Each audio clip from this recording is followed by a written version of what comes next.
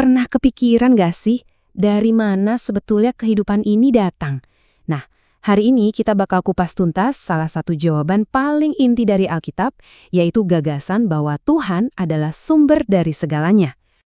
Ini kan pertanyaan yang udah dipikirin manusia dari zaman dulu banget ya. Dan sumber kita hari ini, Alkitab, ngasih jawaban teologis yang sangat spesifik. Oke, yuk kita langsung aja. Jadi, alurnya gini nih, kita mulai dari awal banget, dari percikan pertama kehidupan waktu penciptaan, terus kita lihat gimana kehidupan itu dipelihara, dan gimana puncaknya ada di pribadi Kristus. Terakhir, kita bakal bahas soal janji kekekalan, dan yang paling penting, apa sih artinya buat kita sekarang? Oke, pertama-tama mari kita bedah ide dasarnya dulu, bahwa hidup itu bukan kebetulan, tapi sebuah tindakan penciptaan yang disengaja. Nah, di sini nih, Alkitab ngasih pernyataan yang bisa dibilang berani. Dikatakan kalau kehidupan itu bukan sekedar proses alamiah yang acak, tapi benar-benar hadiah langsung dari sumber ilahi. Coba deh, perhatiin frasa kuncinya di sini. Nafas hidup. Ini bukan sekedar udara biasa loh. Ini digambarkan sebagai percikan ilahi. Nah, menurut pandangan ini, inilah yang mengubah debu tanah menjadi makhluk yang hidup. Dan konsep ini tuh nggak cuma buat manusia aja. Mulai dari hewan paling kecil sampai yang paling besar, sumber kita ini ngegambarin semua kehidupan itu datangnya dari sumber yang sama.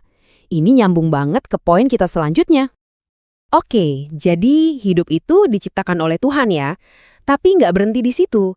Alkitab juga bilang kalau Tuhan itu terlibat aktif loh dalam memelihara kehidupan itu momen per momen.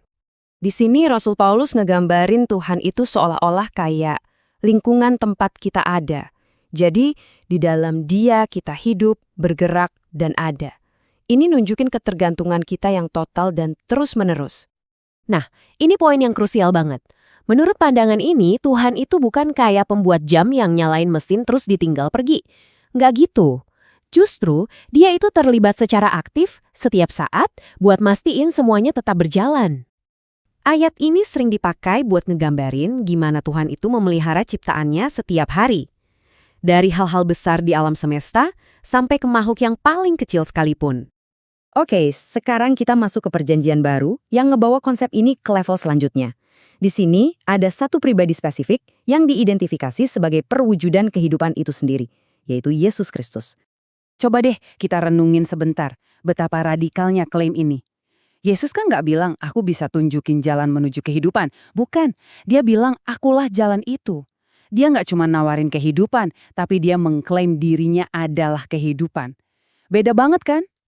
Nah dari sini kita nemuin satu perbedaan penting.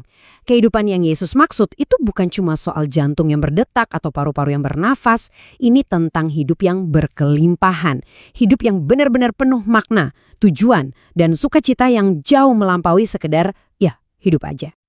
Metafora ini keren banget sih. Air hidup yang jadi mata air abadi di dalam diri kita.